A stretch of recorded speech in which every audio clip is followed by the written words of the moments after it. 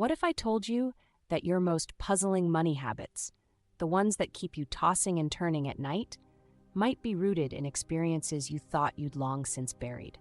Today, we're diving deep into a powerful, often overlooked force in our financial lives, the abandonment wound. This isn't just about dramatic instances of being left behind.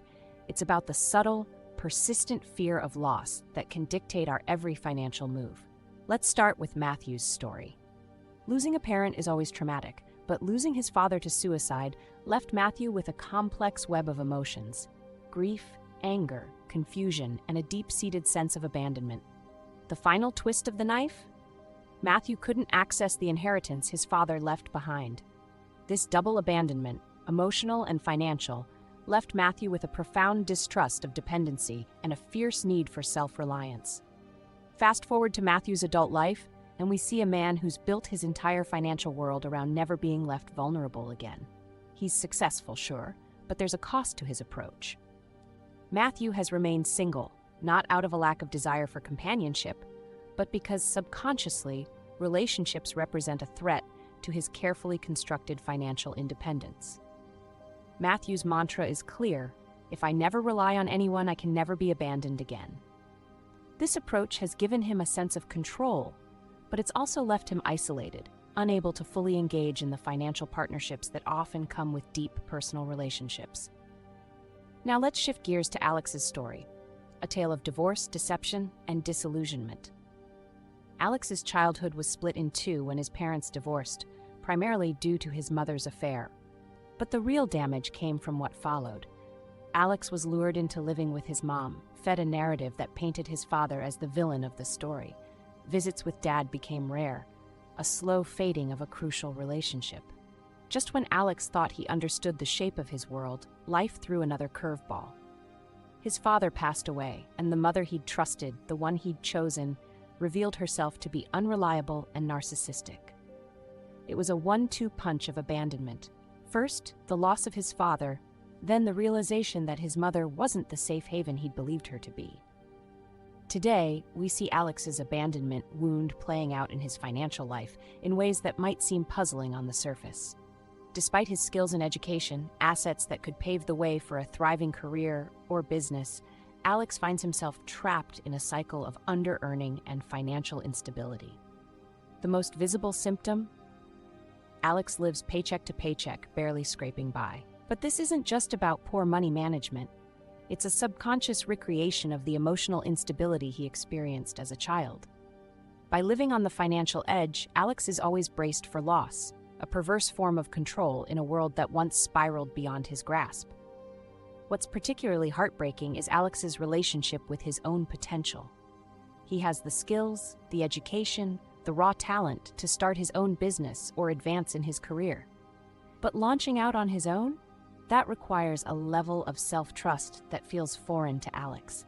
Every time he considers taking that leap, his abandonment wound whispers, "Why bother? You'll only be left high and dry again." This fear of fully embracing his capabilities isn't just about professional insecurity, it's directly tied to his experience of abandonment. In Alex's subconscious, truly succeeding would mean proving his father wrong for leaving and proving his mother wrong for her unreliability. And paradoxically, that feels like a betrayal in itself.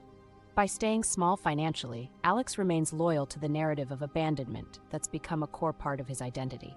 Yet, despite his financial struggles, Alex yearns for the good life. He dreams of financial stability, of the security he never had as a child. But here's where the abandonment wound twists the knife. Alex can't bring himself to save for this better future. Savings represent hope, a belief in tomorrow that feels dangerous to someone whose foundations were rocked so profoundly. Instead, Alex often finds himself making impulsive purchases, little splurges that offer a momentary taste of the life he craves. These aren't just random acts of financial self-sabotage. They're attempts to self-soothe, to fill the void left by parental abandonment with material goods. Each purchase whispers, "See, you can take care of yourself. You don't need anyone else." But these behaviors only deepen the cycle of financial instability, reinforcing Alex's belief that security is an illusion. Every financial setback, Every overdraft fee, every missed opportunity for advancement becomes further proof that he's destined to be left behind, financially, professionally, personally. In essence, Alex's financial life has become a complex dance with his abandonment wound. He simultaneously yearns for stability and pushes it away, craves success but fears its implications. His money habits aren't just about dollars and cents, they're about a child's unresolved pain, an adult's lingering fear, and the profound impact of feeling left behind. These stories shed light on a profound truth. Our financial behaviors are not merely products of logic and numbers. They are deeply emotional, intricately woven from the threads of our earliest experiences with security, presence, and yes, absence. The abandonment wound is insidious in its reach. It doesn't discriminate between the dramatic and the subtle. Matthew's story shows us how a single catastrophic loss can shatter our sense of financial security. The sudden absence of his father, compounded by the inaccessibility of his inheritance, created a chasm in Matthew's financial psyche. This abrupt abandonment taught him that reliance on others is a risk too great to bear, leading to a life of self-imposed financial isolation. Alex's journey, on the other hand, illustrates how abandonment can be a slow, creeping force. The gradual dissolution of his family unit, the manipulation that distanced him from his father, and the eventual revelation of his mother's true nature. Each of these experiences layered upon the other, creating a deep-seated belief that support systems are inherently unreliable. This manifests in his adult life as a reluctance to fully embrace his potential, always keeping one foot out the door. What's crucial to understand is that the abandonment wound, whether formed through sudden trauma or gradual disillusionment, leaves a lasting imprint on our financial DNA. It shapes our money decisions in ways we might not even recognize, influencing everything from our earning potential to our spending habits, from our ability to save to our willingness to invest in our future. So, how do we begin to mend these invisible tears in our financial fabric? Let's explore some unique techniques designed specifically to address the abandonment wound's impact on our money mindset. First, let's try the financial roots exercise. Imagine your financial life as a tree. Draw this tree, with its roots representing your early money experiences, the trunk symbolizing your core financial beliefs, and the branches depicting your current financial behaviors. Now focus on the roots. Which ones stem from experiences of abandonment? Which ones represent stability? By visualizing your financial journey this way, you can begin to see how early experiences shape your current money habits and identify which roots need nurturing and which might need pruning. Next, consider the abundance anchor technique. Choose a small object, a stone, a coin, a key, to serve as your tangible reminder of financial security. Whenever you hold this object, recall a time when you felt financially supported, or when you successfully supported yourself.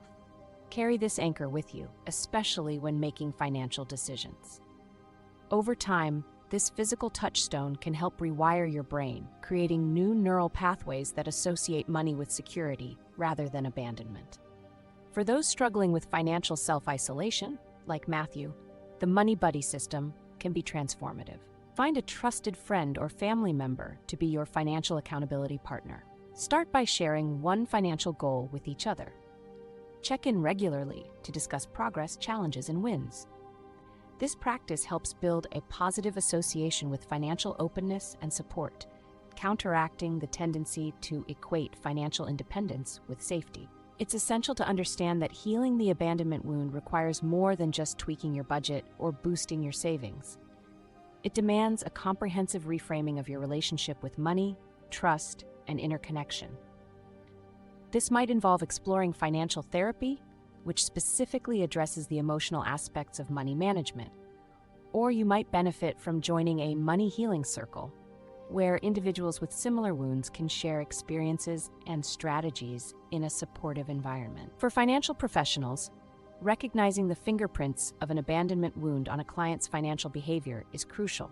Traditional financial advice may fall on deaf ears if a client's core belief is that all security is fleeting. Instead, a trauma-informed approach to financial planning can yield remarkable results.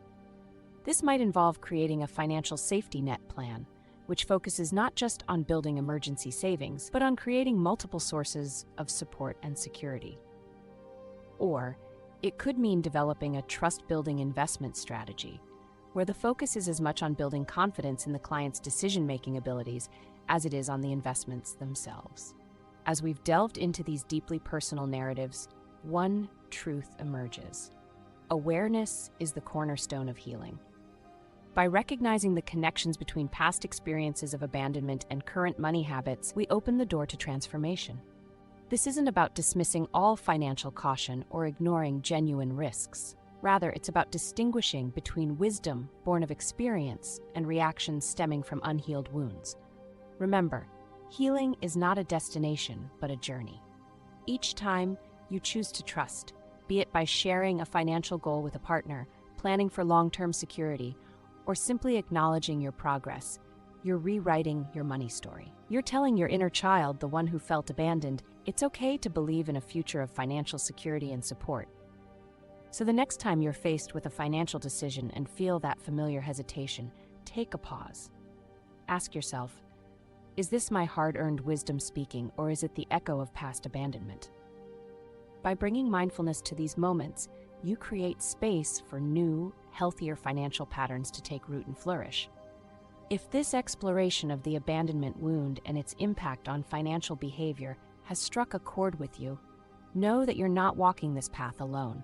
Share this video to spark meaningful conversations about the emotional underpinnings of our money habits. Subscribe for more insights into the psychology of finance and share your own experiences in the comments.